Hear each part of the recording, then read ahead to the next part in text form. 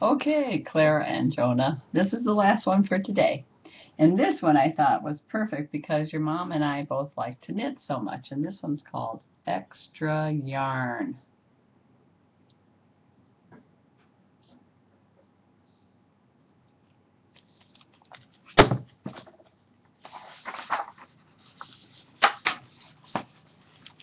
Extra yarn.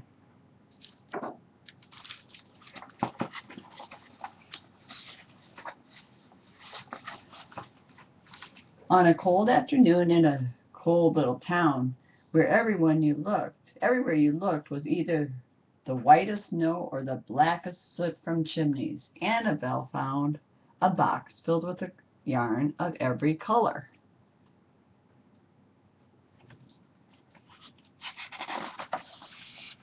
So she went home and knit herself a sweater.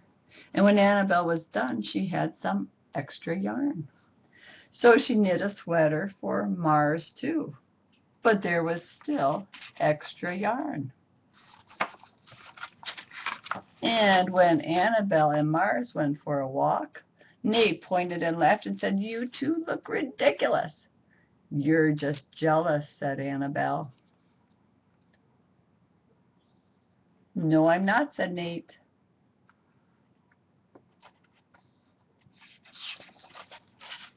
But it turned out he was. And even after she had made a sweater for Nate and his dog and for herself and for Mars, she still had extra yarn. There was his. So she still had extra yarn. At school, Annabelle's classmates could not stop talking about her sweater. "Quiet!" shouted Mr. Norman.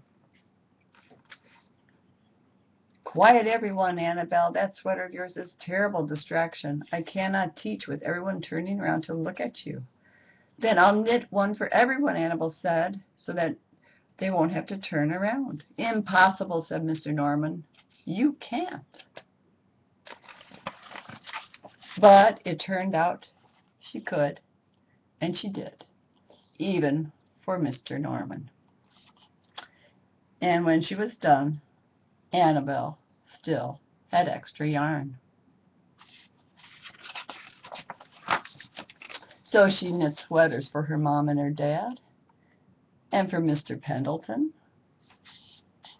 and for Mrs. Pendleton, and for Dr. Palmer, and for little Louise.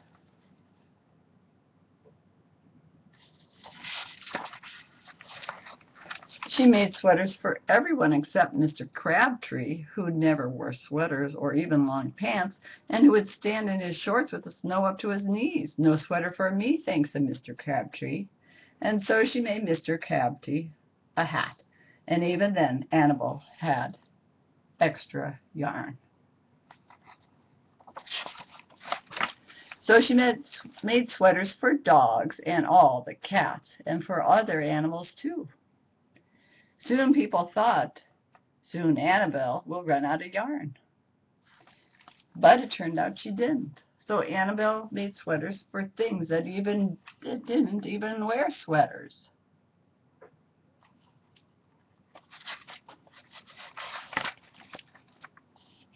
Things began to change in that little town.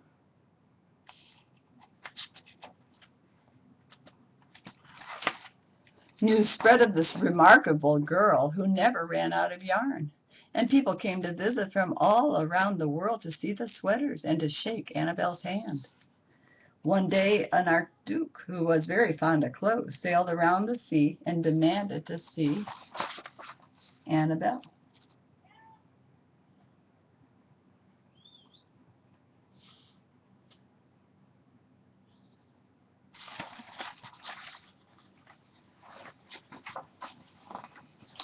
"Little girl," said the archduke, "I would like to buy the miraculous box of yarn, and I'm willing to offer you $1,000,000. "No, thank you," said Annabelle, who was knitting a sweater for a pickup truck. The archduke's mustache twitched. "2,000,000, he said. Annabelle shook her head. "No, thanks." "10,000,000, shouted the archduke. "Take it or leave it." Leave it, said Annabelle. I won't sell the yarn. And she didn't.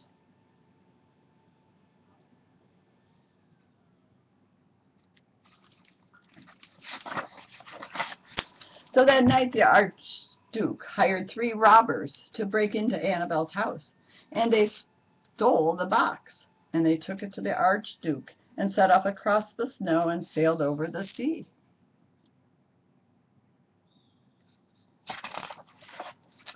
Back to his castle.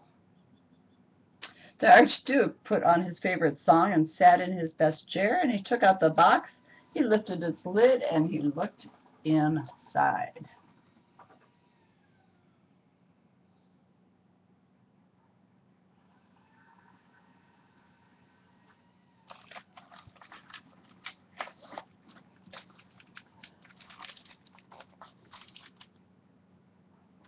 His mustache quivered. He shivered. He trembled. The Archduke hurled the box out of the window and shouted, "Little girl, I curse you with the family curse. You will never be happy again."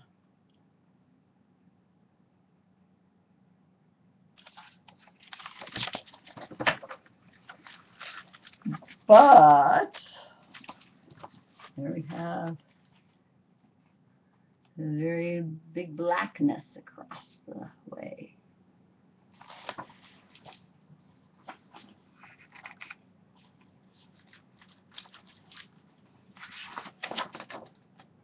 So he must have come, and there's Annabelle, and there's the box, floating right back to her and her dog.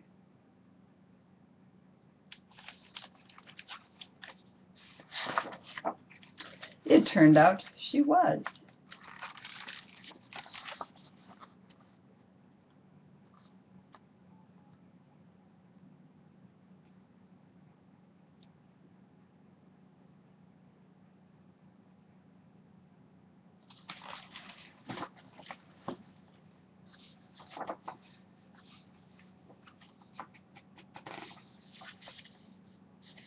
She was happy again, it turned out.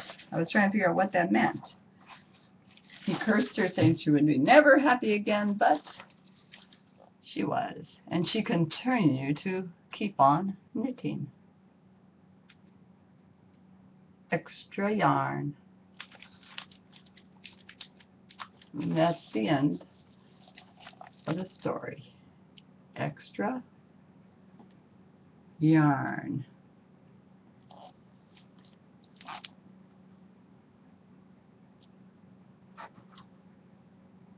The end.